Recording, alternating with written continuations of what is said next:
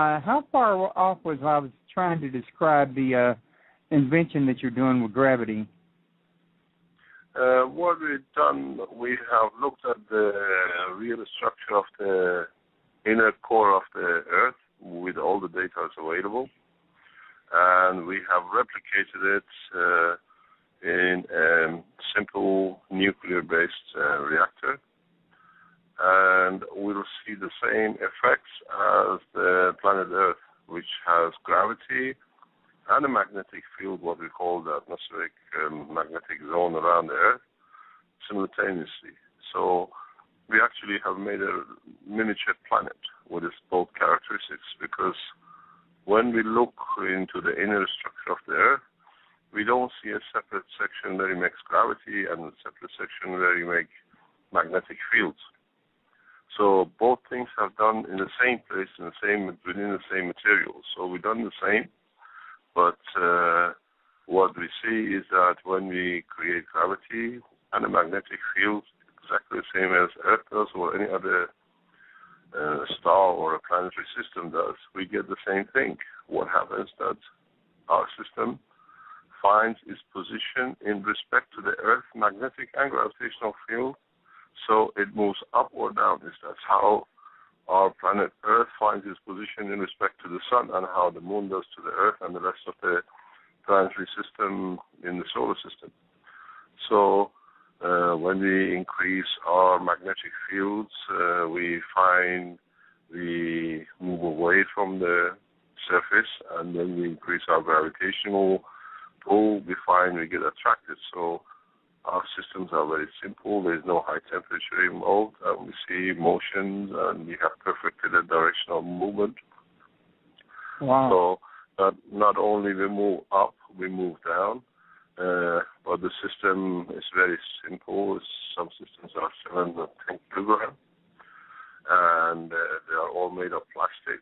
And for example, we start from 7 kilo system, it goes down to 6.5, 6, 5, 4, and then the system starts moving away from the surface. Well, initially, usually vibrates, but we sorted that out. And then it moves up or down, and you can create magnetic field which passes the boundary of the reactor, or you can pass the boundary of the craft. Then the weight is irrelevant. You can carry hundreds of thousands of kilos without actually needing any extra energy. It's just that your field positions itself. And to confirm, if you allow me, we came to an agreement, and we released a short video of the weight reduction to a journalist, which he announced a couple of days ago. He's seen this video. So we're not talking something theoretical. Right.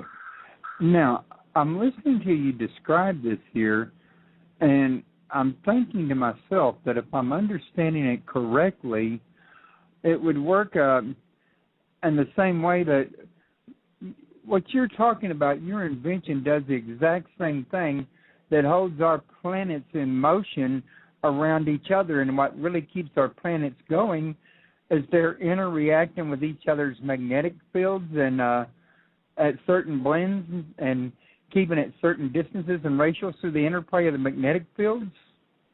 That's correct. That's exactly what we do. Magnetic field and gravitational field together.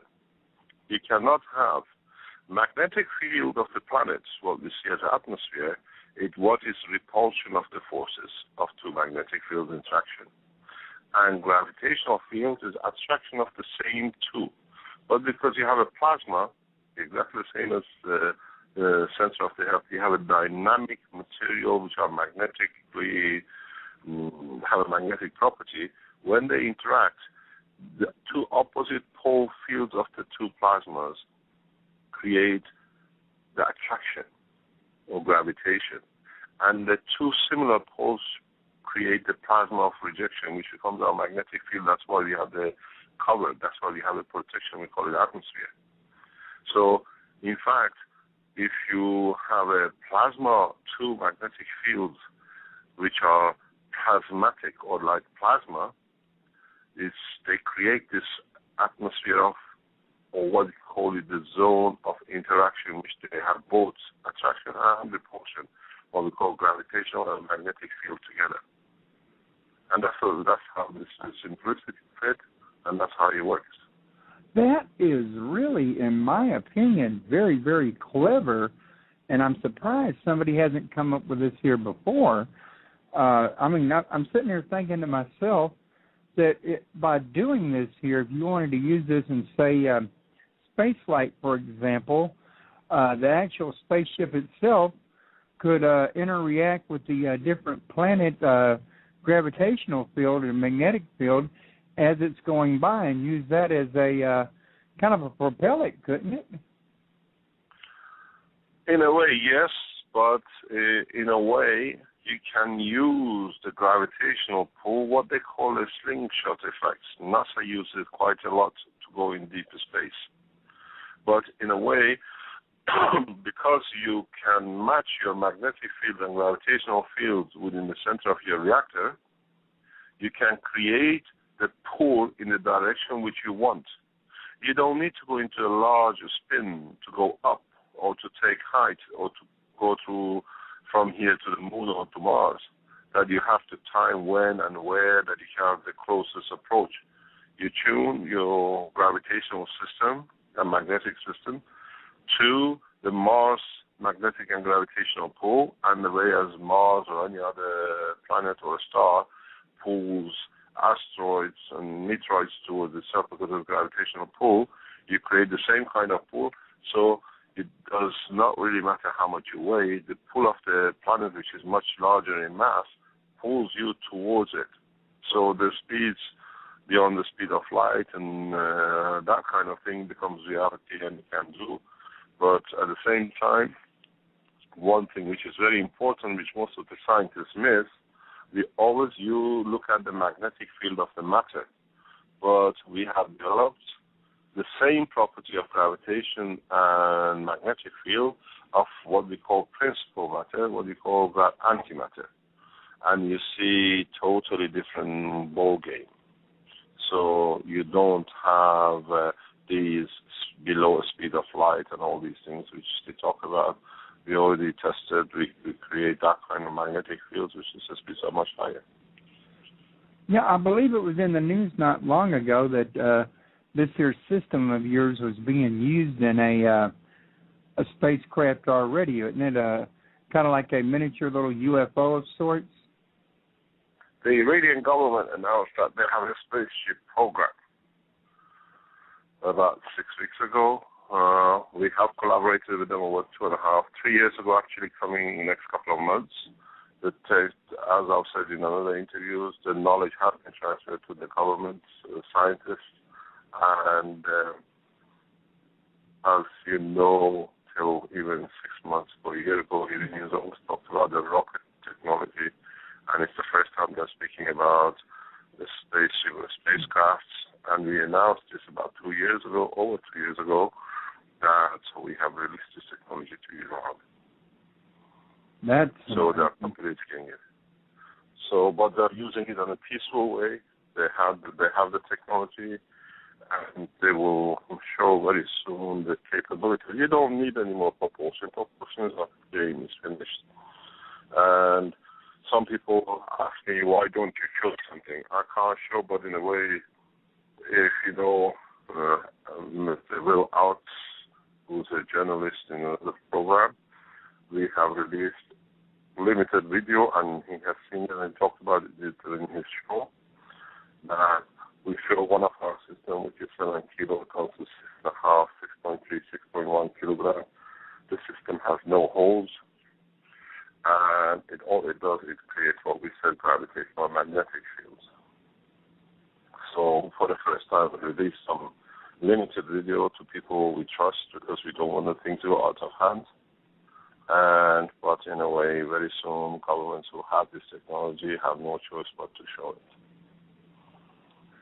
Okay, well, listen, I got to ask you this here now.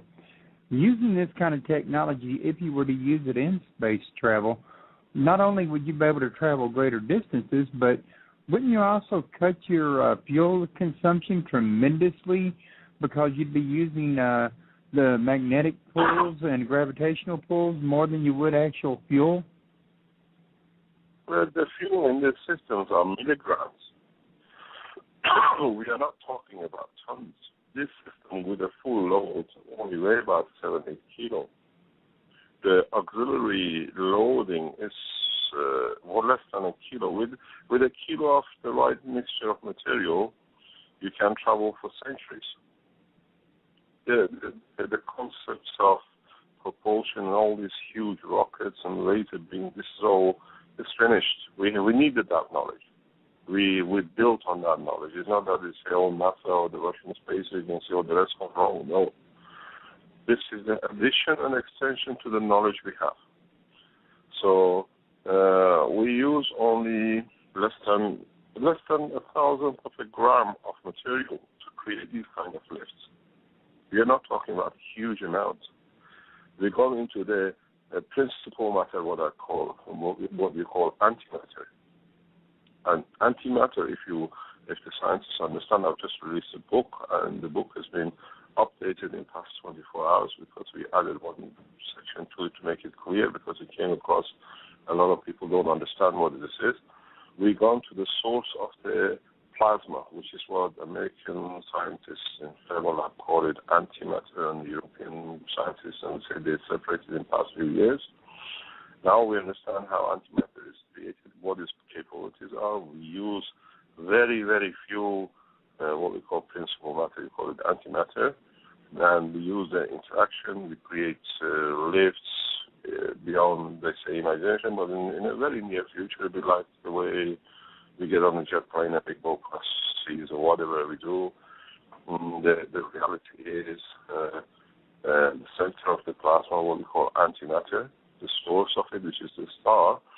It operates over millions of years. One atom doesn't disappear tomorrow, but it exists all the time that we can physically, tangibly feel it.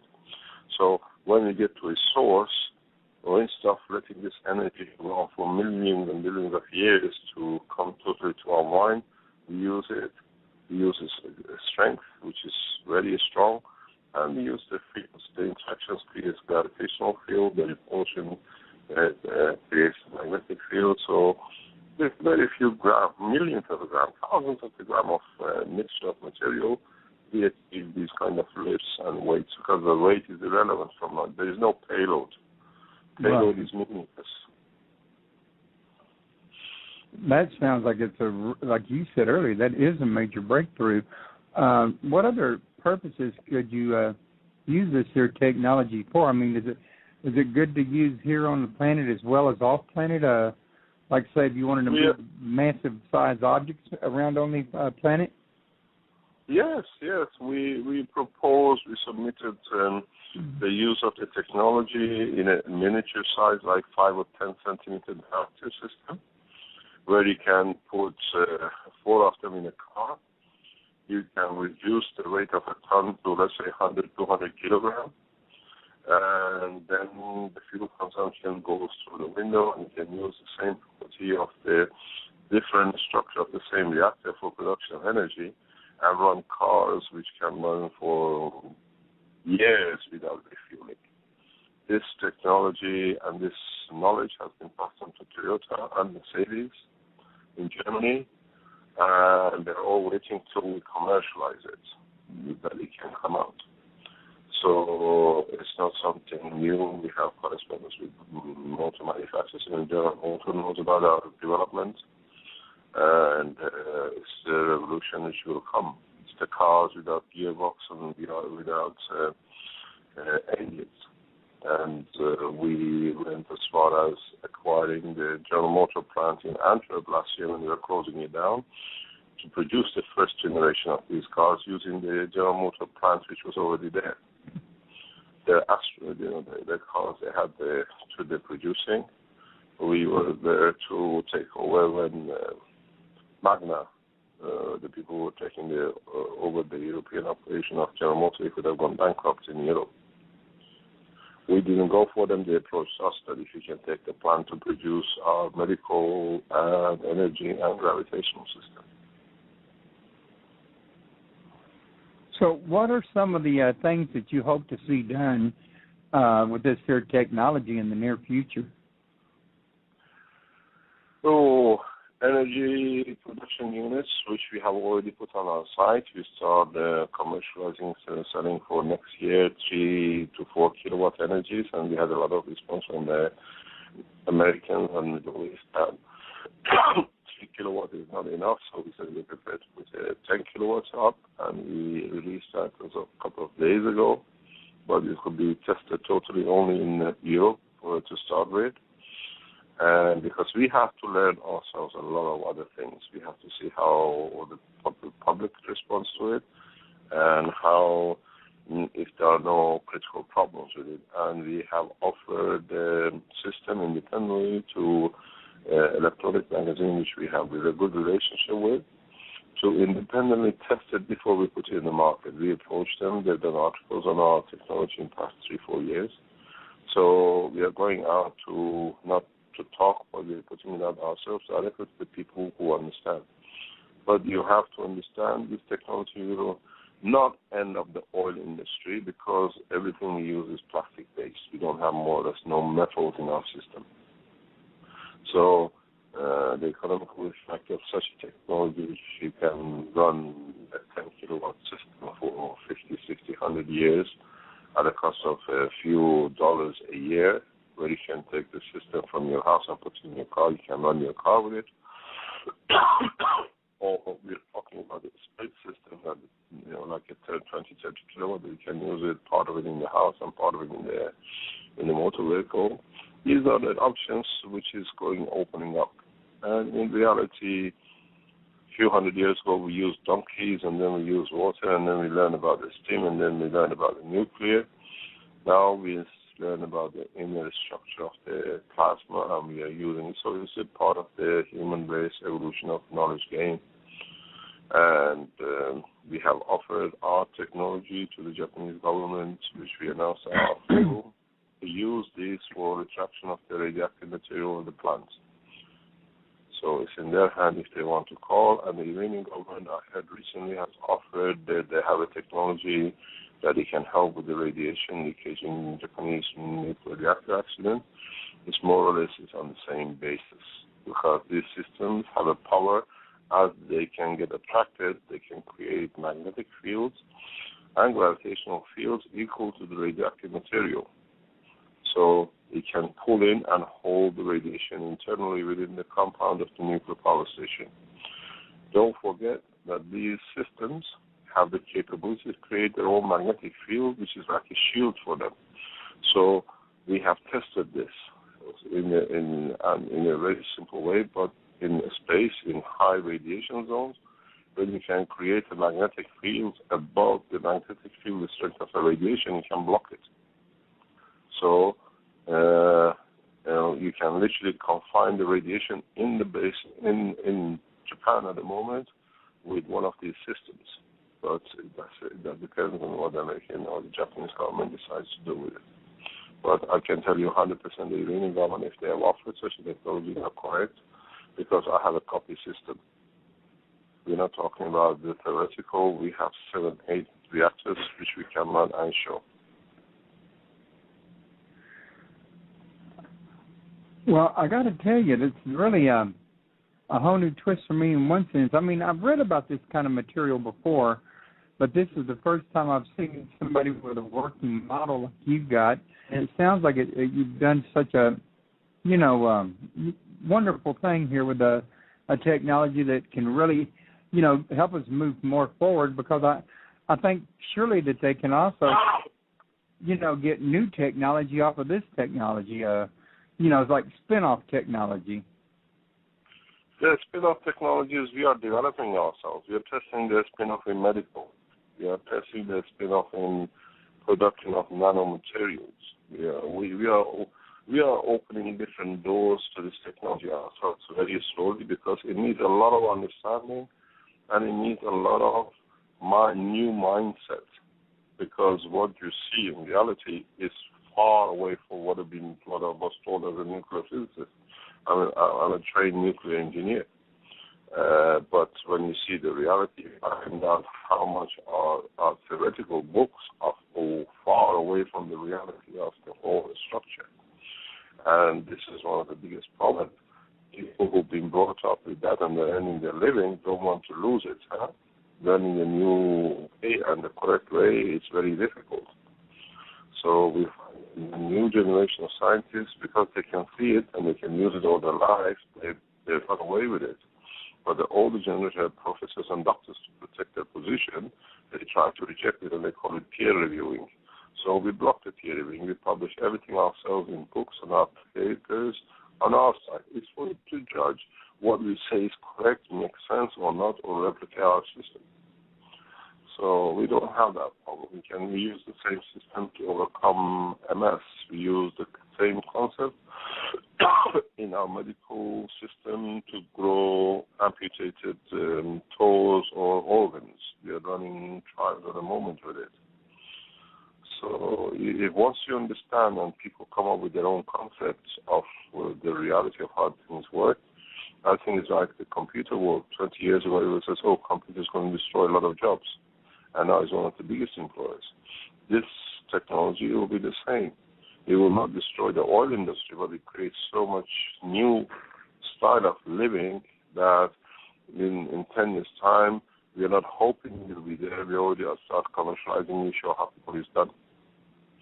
So it's a new opening, but we happen to be at the beginning of it. But I don't see, as I always say, you take a house with 1,000 steps to the top. We haven't even got on the first step. We're just putting the foundation down. Also, it's got plenty of room for growth. And I want to let all my audience know you can learn more if you want to go to www.keshefoundation.com, KESHEFOUNDATION.com. And he has a website there, and you can click on it. And he has all kinds of papers there and articles that you can read and go through and get an even better understanding. Now, don't you also have a book out? I've published 2 books. One was How the Structure of the Matter, which was published about July of 2 years ago. And the second book published about 3 months ago. It talks about the structure of the light, because Einstein says it's energy, and we say no. Light is a plasma structure, and it has matter, a transition matter, what we call a dark matter, and a principal matter, what we call antimatter. And when we published our first book, within the first week, 10 days of publishing the first book, The Structure of the Matter, I was invited to give a lecture at Johns Hopkins University in Washington for Ministry of Energy, Department of Energy, and NASA, 23rd of February last year. So the people in know-how for science, they know what it is, and they know the changes are on our way, but unfortunately, we've been trying it for about 10 years to announce it, and it was blocked. So I was invited to Iran to develop the technology, and we passed the knowledge, and in 2 they announced they had a spaceship program. So we are not out. We will carry on, and we open the frontiers into a new science. So just out of curiosity, what was it that got you started in this particular field? Because, I mean, in the scientific community, there's, a lot of different things people are doing, and I'm just curious how you chose this particular technology to work on. In my book, I was born and bred artificial radiation industry, X-rays and gamma rays in the medical side. Natural progression was being in kind of field. I became a nuclear engineer. I studied in London University, Culinary College, and I could see what I wanted to do, but it took 20 years of research to prove, to get to the basis of it, that you make a lot of mistakes and a lot of corrections. And how it's been some 30, 40 years of research is not something I did yesterday. And my correspondence with different institutes and organizations in the space and energy goes back to the 80s, 81, 82, 1980s. And even 85, I have correspondence with NASA from 1985. So it's not being interested. It's a long haul work to understand the concept in the real term, not what I've been before. One of the things which never made sense to me was like in the nuclear technology, they tell you a neutron divides into a proton and electron. But when you ask, for example, what is an electron, they say we don't know. It just rotates as a charge, no matter whatever it is, around the proton. But it doesn't make sense to me. How can something break up into two things? We know one we call plasma, which is the center proton, and we don't know what the other one. So I had to prove it, which now I use it in my system, that electron itself has a plasma, but in a smaller size. It has the same material, what we call matter, transition matter, and principal matter, what we call dark matter, but in a smaller portion. If you have a jar and you put it in two cups, one in a bigger cup, one in a smaller cup, it's the same water in both. So now for the first time, we can say electron is a plasma. So these are the little corrections in the fundamental structure of the physics which we were not taught. So now when you explain electron has a plasma, and it has a magnetic field and gravitational field as a proton itself, so and it's a dynamic, so the electron continuously tries to find its position in respect to its proton. So now we can even predict the path of the electron before it goes to the neon, which in Einstein theory, it cannot be done because it's random. It's not random. If you understand, you have what the structure, different magnetic fields are in the proton, and the same thing in the electron. They're both dynamic. In the very near future, we can say where the electron is going to be in the next position. So it's the same with the Earth, the same with our system. We can create the same magnetic gravitational field in a larger scale than the electron. We become the electron, and the proton is the Earth. So we can predict where we want to be, and we decide where we want to be. We don't need to go around the Earth to go out of the atmospheric condition of the Earth the way the NASA does. We can go up, out, in, back in, because we don't need this game of rotating anymore. And this is positioning. You make gravitational and magnetic field, you position yourself in respect to the Earth. The Earth does the same thing in respect to the Sun. Our solar system does in respect in its other systems, in its galaxy. So it's a larger scale of the same thing where we have to find out and understand the basics. Now we know the basics. Once you learn to walk, you never forget. Running is very easy. So we are still coding, but we are learning. We know what the running is, and we know how we can walk faster. Right. Okay. Now, correct me if I'm wrong, because I'm not real big in science. I haven't been in high school in over 30 years, maybe 40. But the electron, doesn't it go around the proton, circle it? Of course it does. Of course. But we didn't know why and how. Now we understand how and why, and we can replicate it. Okay. Now, see, that's why I asked you that, because I knew, even though I wasn't real big in science, that electron had to play a special part when it was circling. And when it's circling that proton, to me, from what I'm listening to you say, it seems to me like you could say it would be doing the same thing as planets orbiting other planets, only it's an electron orbiting a proton.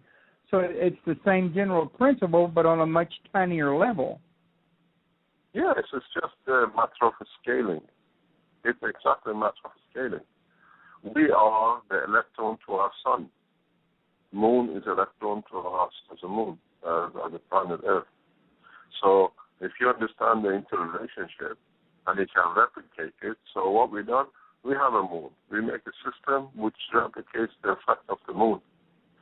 In a way, we're talking, and I'm sure very soon the people who are talking about the spaceship program that will run, they can go to Mars in a matter of hours. Within the next 10 years, no, we are talking about 2030, 2040.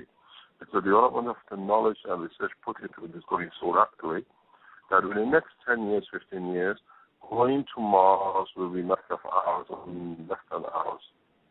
Not what you're talking 7 months and where Mars is going to be respect to what first talking about. It's out of the window. Somebody has put on my forum a couple of days ago that even NASA has to start talking our language because they realize what we talk is correct.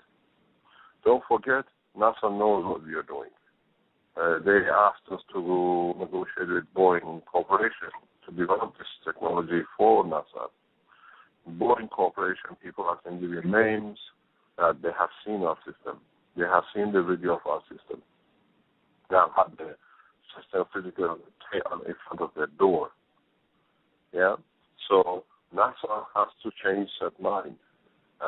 Everybody knows the game of the space technology has gone one step further.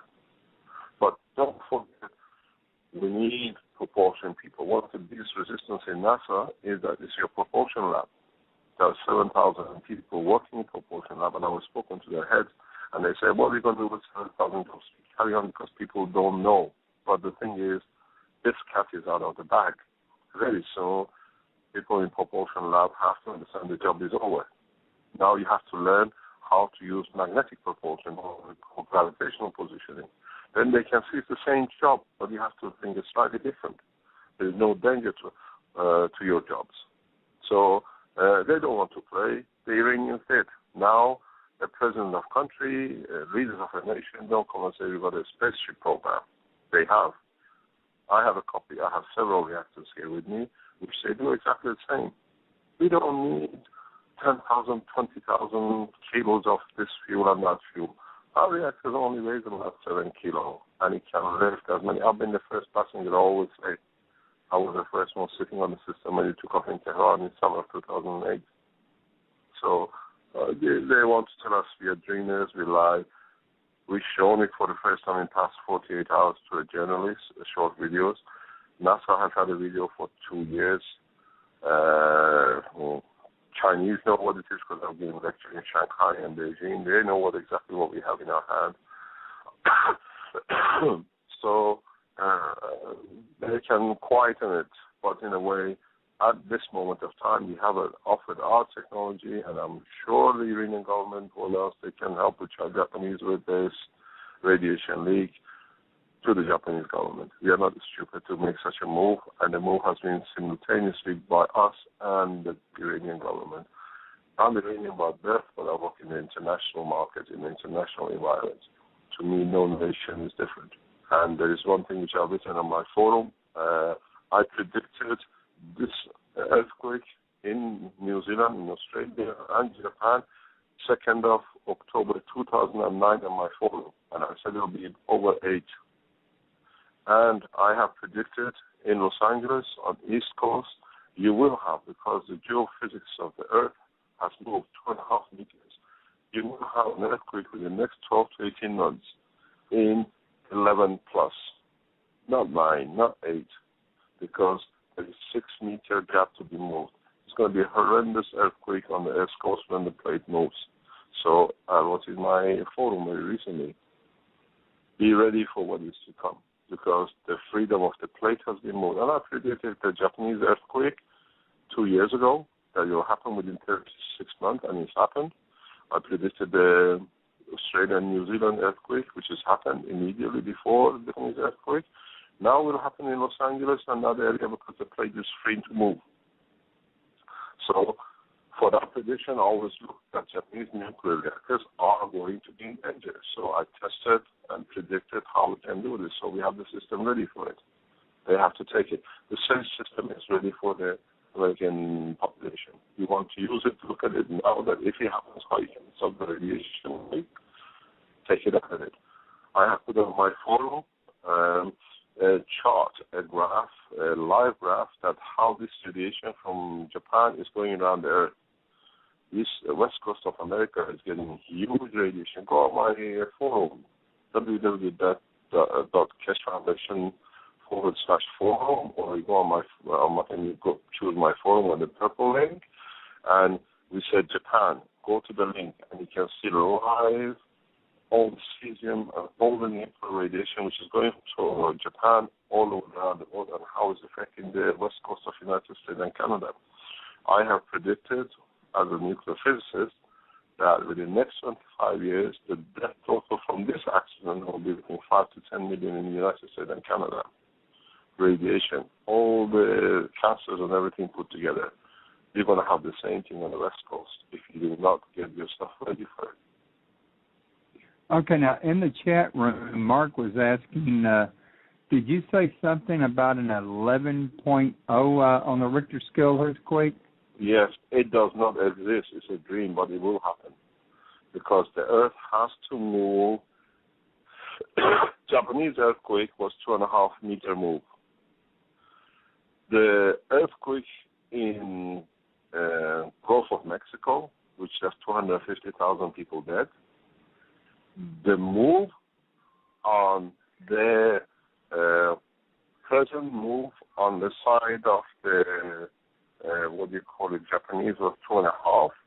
Now the plate is free.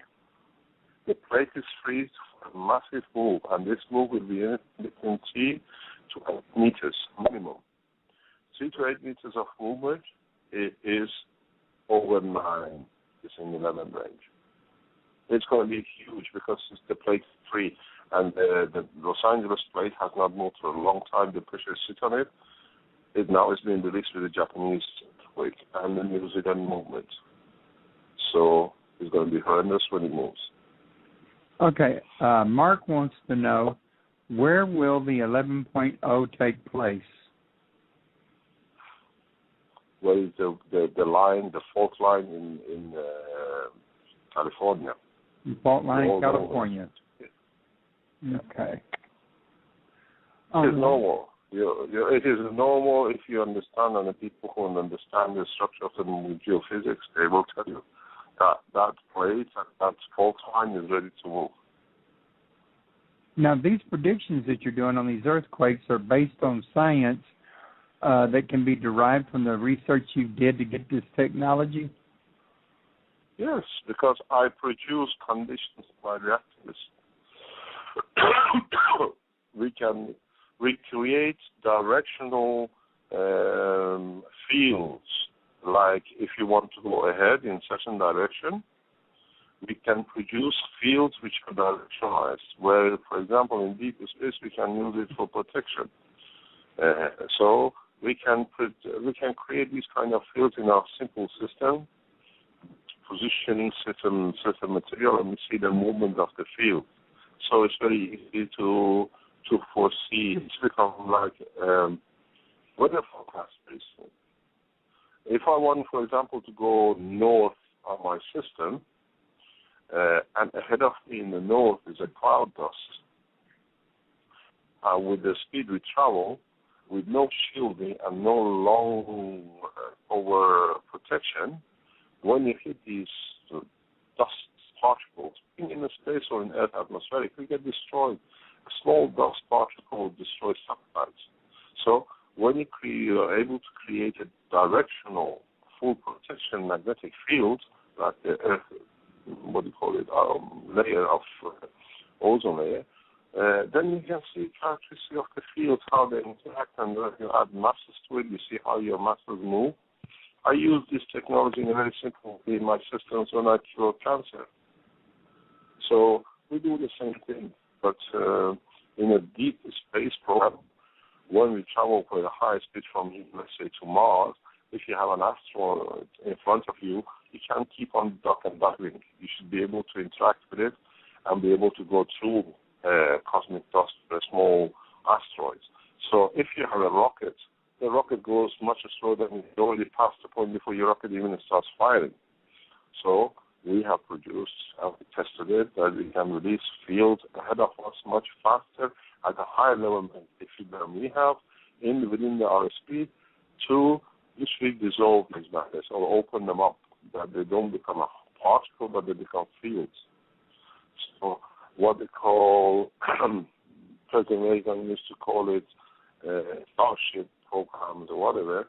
To us, in a way, it's reality what we are testing for the future of space technology, not as a defense, as a military application, but as a defense for the directional motion of our systems. And it's amazing how simple it is. Okay, now Dave was in the chat room wanting to know about that 11.0 earthquake. He wants to know, when do you expect it to hit? One that's going to hit 12 California. 18 months. About 6 months? 12 to 18 months. 12 to 18 months because the plate is moved.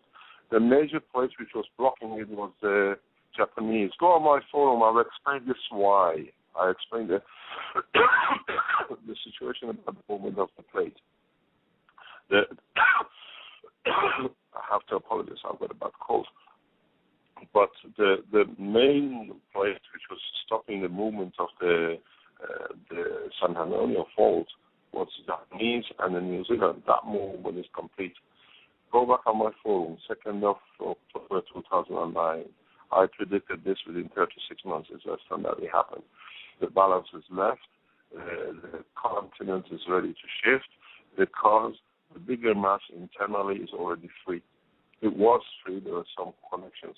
There is a possibility of one earthquake, which could be quite radical in North America before the shift is done between Central America and North America, but that I don't see to be really that much effective.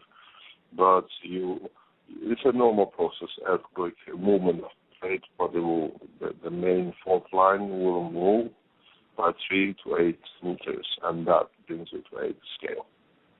It's a huge mass to adjust itself. And it's not the first time it's happened in Earth history. It happens all the time, but now it happens to be an our time. Okay. Real quick, can you explain to everybody, because I had the misunderstanding that this technology was anti-gravity, and you explained to me what it really actually was. For the listening audiences, Vince, could you go back through that? Because I don't want to mess up when I'm trying to explain it to them later or something, and explain to them what your technology actually is. We don't believe in anti-gravity. We believe in creating gravity and a magnetic field exactly as the planets do. We call it magnetic gravitational positioning. So we position ourselves, we create a magnetic field and gravitational field in our system, and our system finds its position in respect to Earth's magnetic and gravitational field system. In the very simple way, when we want to get closer, we increase the gravitational field, become lower, we can even go into the sea, we can go into liquid with a full protection, like a submarine does. But at the same time, we increase the magnetic field and the two fields, Earth magnetic field and our system magnetic field, because it's like two similar poles, they repulse each other, so we go away. We increase it. That's why in the video which I released to Alk, that he saw and he speaks about it at the beginning of his program a couple of days ago, says it's top secret, we were not supposed to talk about it. We show we can decrease and increase rate accordingly. We go, for example, to 6 kilo and we come back to 6.5 kilo. We go back down to 5.5 kilo. We have developed the technology so fine that we can even control grams of the change, how much we can do. And the videos which we released for what we've shown, and NASA and what people and other people in the government have seen it, is just shows how simple the technology is. Most of the understanding is that when you want to go to the moon, you just matching fields and you get attracted to it because the moon has a bigger mass and magnetic field and gravitational field.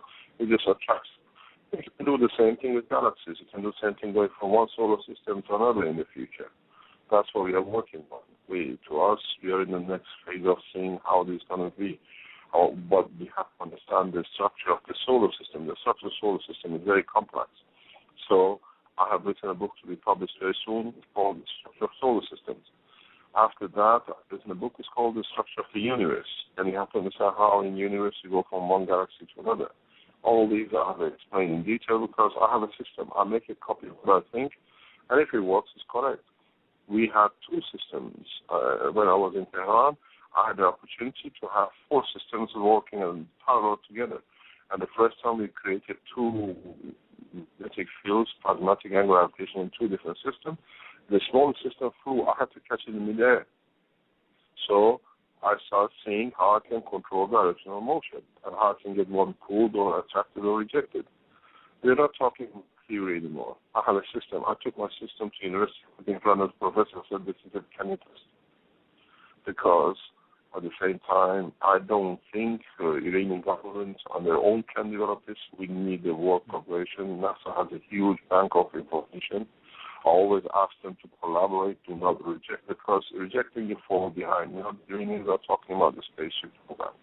Very soon, another government who's talking to us will talk about the same thing. So let's get together, all of us, and work in one direction, and maybe make mistakes. Not everything we do is correct, huh? But because we are not influenced by governments, we can do independent research, and we are doing it. And that's why Delhi was free, but at the same time we have a lot of restrictions. I developed nuclear field materials at the point of demand. I don't need to hold uranium, plutonium. I don't need that because I go to the source, which is the principal matter called antimatter. When the matter unwinds, where it becomes the magnetic field of the gamma ray field, I use it for my job. And when I finish, you don't find any radioactive material. How many times they've tested my units when I go through customs in airports? They swap it. Every time I go, they know I'm going through. They swap my system, and they put it in the machine to see if there's any radioactive material. No, there isn't. Because when you can create it, it's there when you need it, and it disappears when you don't need it. And this is what the governments and all people have to understand. Very recently, I went through Paris. The whole aircraft was in customs listed for 2.5 hours as a suspected suitcase in the cargo. I knew what's going on, so we spent 2.5 hours in Paris. I come home, my suitcase has been opened up, they've tested everything. They couldn't find a nuclear material that they could stop me. I was coming from Tehran. So the knowledge is there, the radioactive material we don't produce, but the radiation fields we need for the process of creation of gravity and magnetic field, we choose where in the scale of the random scale to choose. I explain it very simply. A lot of listeners will understand. You take a clock. You know, the old clocks we used to wind up, and you have a spring. When you tighten it up, it's like the antimatter, what you call it, it's the principal matter. And as this spring opens up and releases its energy or its magnetic field, it becomes transition matter, which is what you call the dark matter, dark energy. And then the end products, which is where you want it to be, at that point becomes the arm of the second ticker. We call it like a gamma ray because it goes faster. And then the slower one becomes the arm of the counts. So we say that one, the light. And then the other arm, which is the hourly, which is a very slower speed, becomes the hourly clock, which is 6 o'clock, 7 o'clock. So we have learned where this winding is, how it operates, and where we want to cut into it, and we use it. So there is no magic. And I'll explain that in a very simple way in my book. We have got to get, I know I got to get my hands on one of those books. I'm pretty sure everybody else wants to, too. Now, I've got a couple questions. You go on my site. Yeah, you go on my site. It's called The Structure of the Light. I've explained that the new edition, because it's been updated, it will be loaded very soon. You can buy it in the e-book as well in the next few days because it's taken. But the first book you can buy it in e-book from secure e-book or hard copy. Okay. I'm glad you let us know that.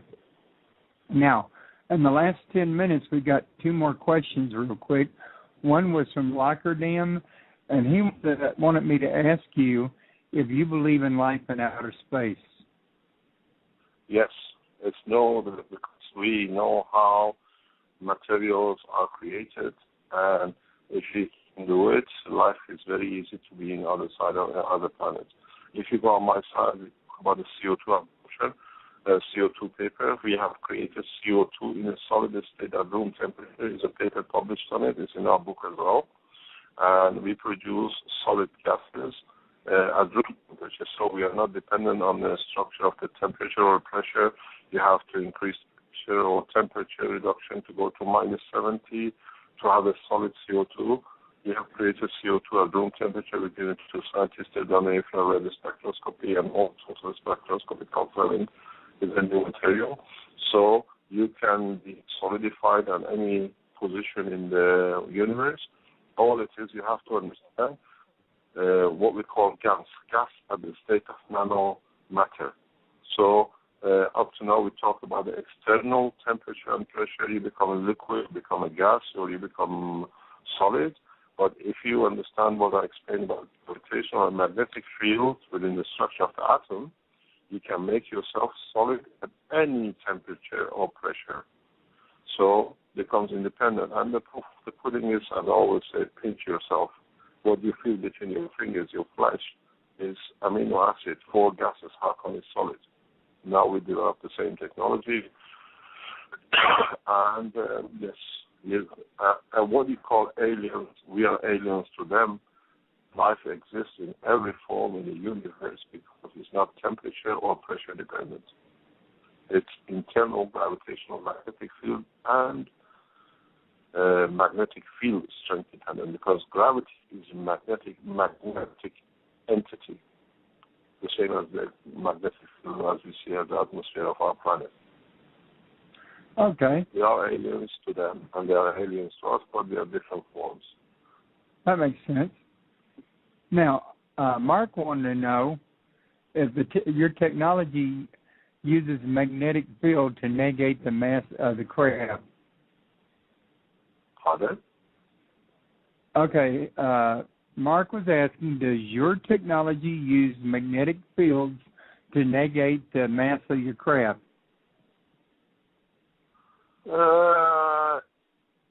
In a way, yes, because we change the direction of the strength of the magnetic and gravitational field together.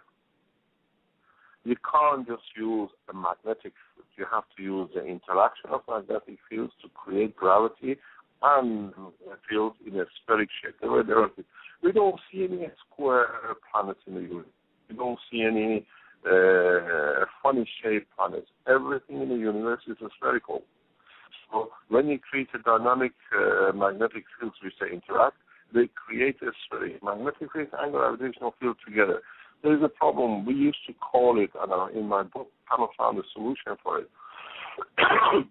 Magnetic field is a solid magnet, and a magnetic field as a propulsion protection field around the Earth.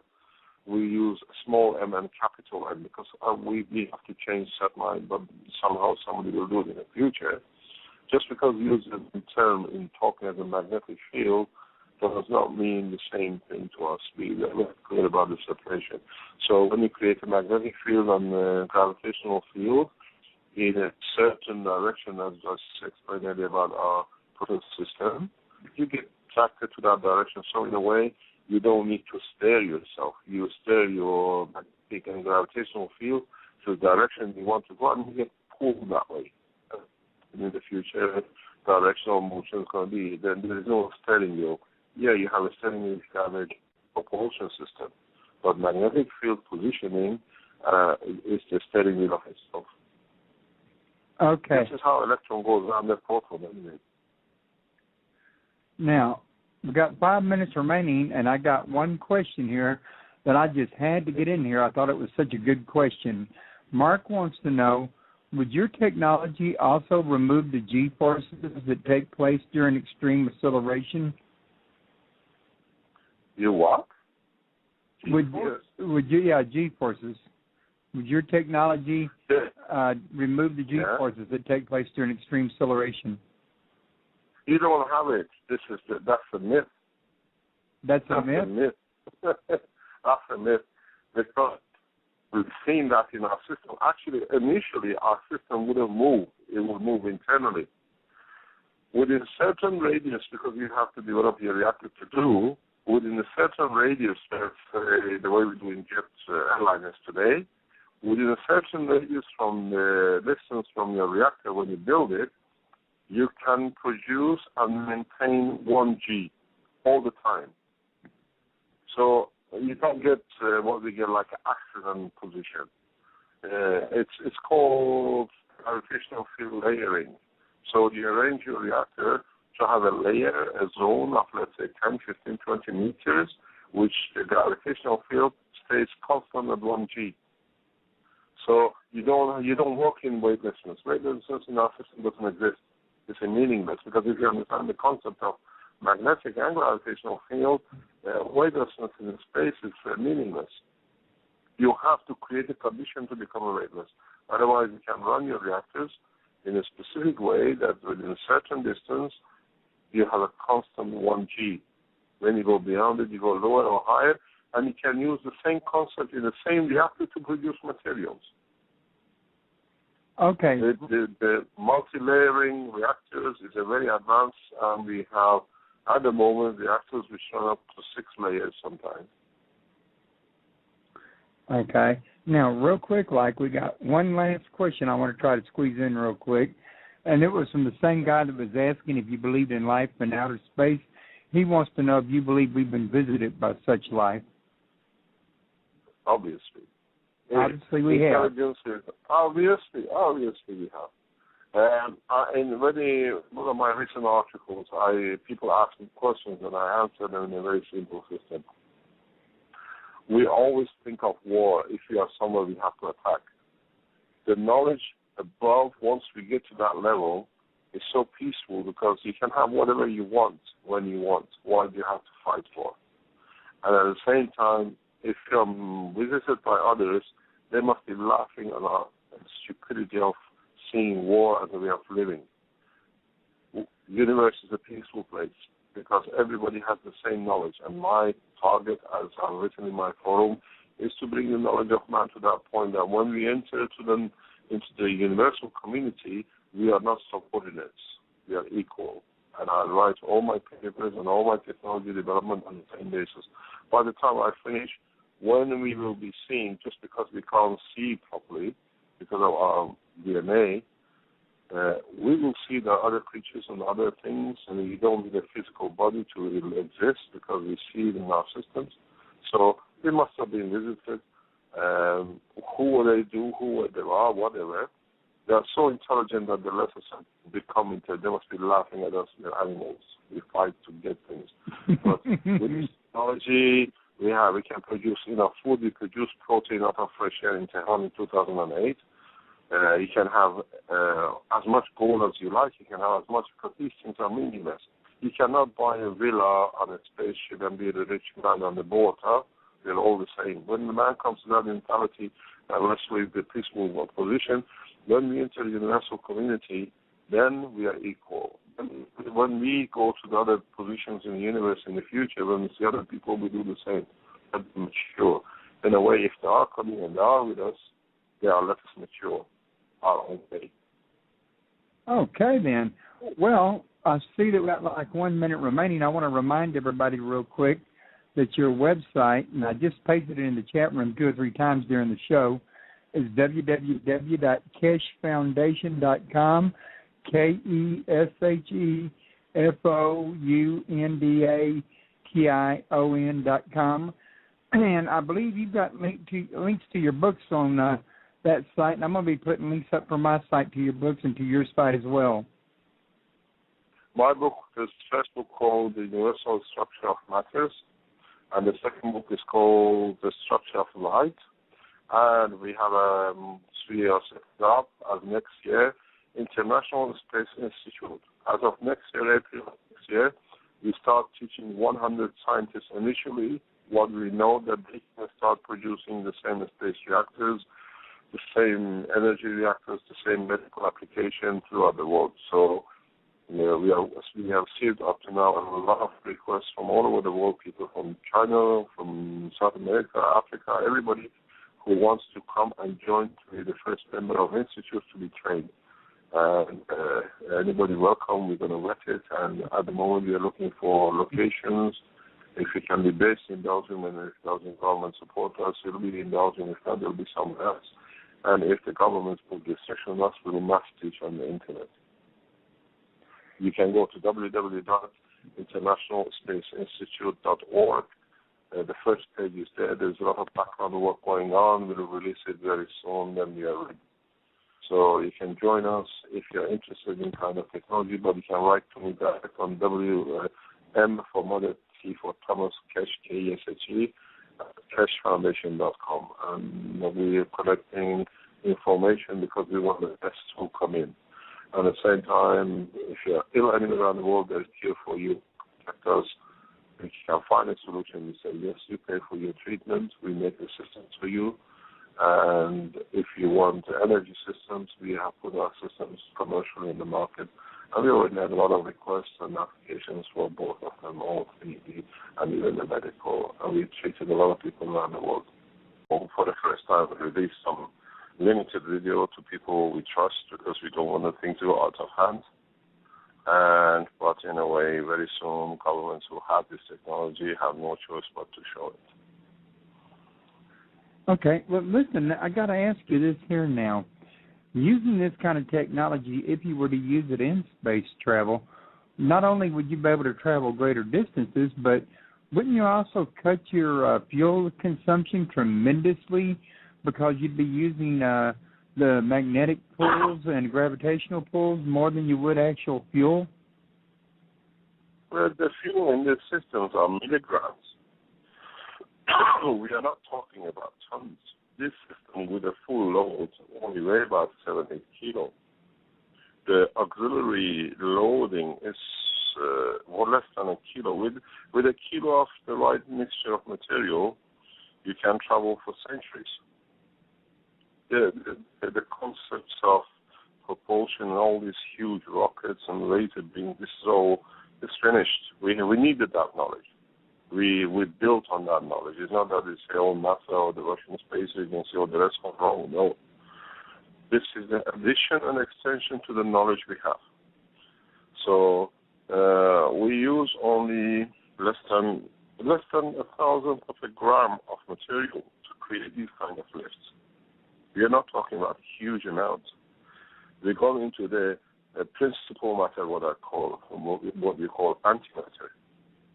And antimatter, if the scientists understand, I've just released a book, and the book has been updated in the past 24 hours because we added one section to it to make it clear, because it came across a lot of people don't understand what this is.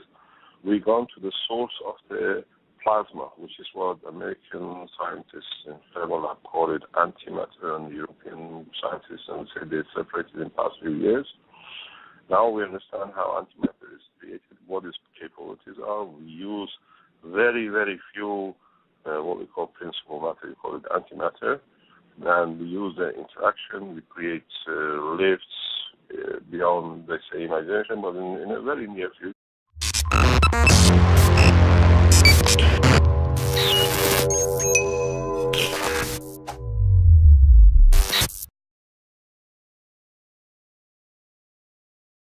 How far off was I was trying to describe the invention that you're doing with gravity?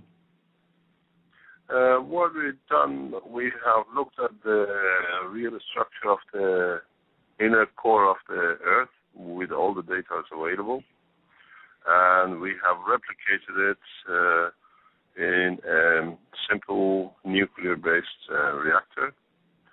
And we'll see the same effects as the planet Earth, which has gravity and a magnetic field, what we call the atmospheric magnetic zone around the Earth, simultaneously.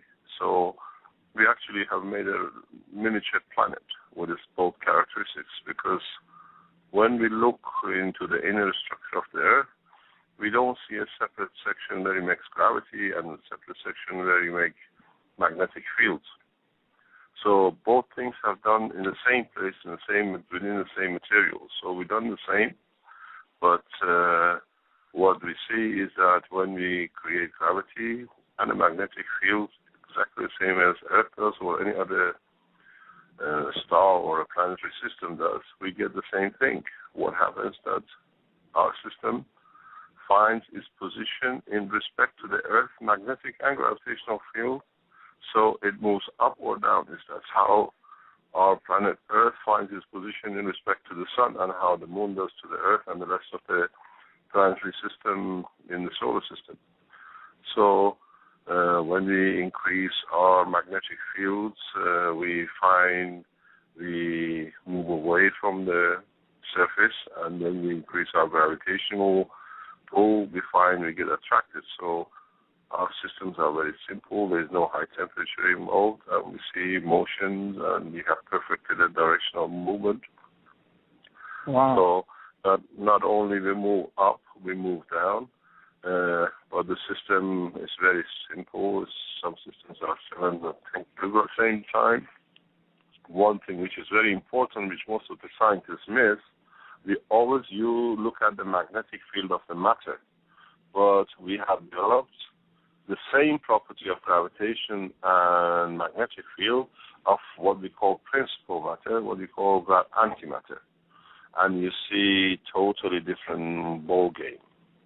So you don't have these below speed of light and all these things which they talk about.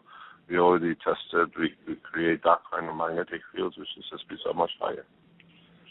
Yeah, I believe it was in the news not long ago that this here system of yours was being used in a spacecraft already. Isn't it kind of like a miniature little UFO of sorts? The Iranian government announced that they have a spaceship program about 6 weeks ago. We have collaborated with them over 2.5, 3 years ago, actually, coming in the next couple of months. As I've said in other interviews, the knowledge has been transferred to the government, scientists, and as you know, till even 6 months or a year ago, Iranians always talked about the rocket technology, and it's the first time they're speaking about the spacecrafts, and we announced this about 2 years ago, over 2 years ago, that we have released this technology to Iran. So they're completing it. So, but they're using it in a peaceful way. They have the technology, and they will show very soon the capability. You don't need any more propulsion. Propulsion is not the game, is finished. And some people ask me, why don't you show something? I can't show, but in a way, if you know Will Out, who's a journalist in the program, we have released limited video, and he has seen it and talked about it in his show, that we show one of our system, which is 7 kilograms to 6.5, 6.3, 6.1 kilograms. The system has no holes, and all it does is create what we said gravitational magnetic fields. So create the plasma of rejection, which becomes our magnetic field. That's why we have the cover. That's why we have the protection. We call it atmosphere. So, in fact, if you have a plasma two magnetic fields which are plasmatic or like plasma, they create this atmosphere of, or what we call it, the zone of interaction, which they have both attraction and repulsion, what we call gravitational and magnetic field together. And that's how this simplicity fit, and that's how it works. That is really, in my opinion, very, very clever, and I'm surprised somebody hasn't come up with this here before. I'm sitting here thinking to myself that by doing this here, if you wanted to use this in, say, space flight, for example, the actual spaceship itself could interact with the different planet gravitational field and magnetic field as it's going by, and use that as a kind of a propellant, couldn't it? In a way, yes, but in a way, you can use the gravitational pull, what they call a slingshot effect. NASA uses it quite a lot to go in deeper space. But in a way, because you can match your magnetic field and gravitational fields within the center of your reactor, you can create the pull in the direction which you want. You don't need to go into a larger spin to go up or to take height or to go from here to the moon or to Mars, that you have to time when and where that you have the closest approach. You tune your gravitational system and magnetic system to the Mars magnetic and gravitational pull, and the way as Mars or any other planet or a star pulls asteroids and meteoroids towards itself because of gravitational pull, you create the same kind of pull. So it does not really matter how much you weigh. The pull of the planet, which is much larger in mass, pulls you towards it. So the speeds beyond the speed of light and that kind of thing becomes reality and you can do. But they are all made of plastic. And for example, we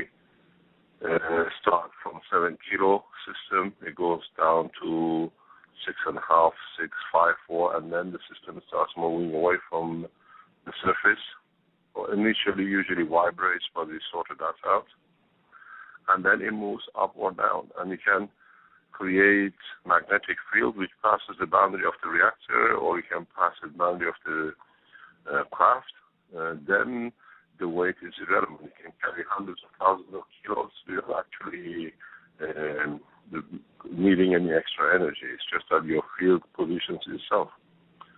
And to confirm, if you allow me, we came to an agreement, and we released a short video of the weight reduction to a journalist, which he announced a couple of days ago. He's seen this video, so we're not talking something theoretical. Right. Now, I'm listening to you describe this here, and I'm thinking to myself that if I'm understanding it correctly, it would work in the same way that what you're talking about, your invention does the exact same thing that holds our planets in motion around each other, and what really keeps our planets going is they're interreacting with each other's magnetic fields and at certain blends and keeping at certain distances and ratios through the interplay of the magnetic fields? That's correct. That's exactly what we do. Magnetic field and gravitational field together. You cannot have magnetic field of the planets, what we see as atmosphere, what is repulsion of the forces of two magnetic field interaction. And gravitational field is attraction of the same two. But because you have a plasma, exactly the same as the center of the Earth, you have a dynamic material which are magnetically, have a magnetic property. When they interact, the two opposite pole fields of the two plasmas create the attraction or gravitation. And the two similar pole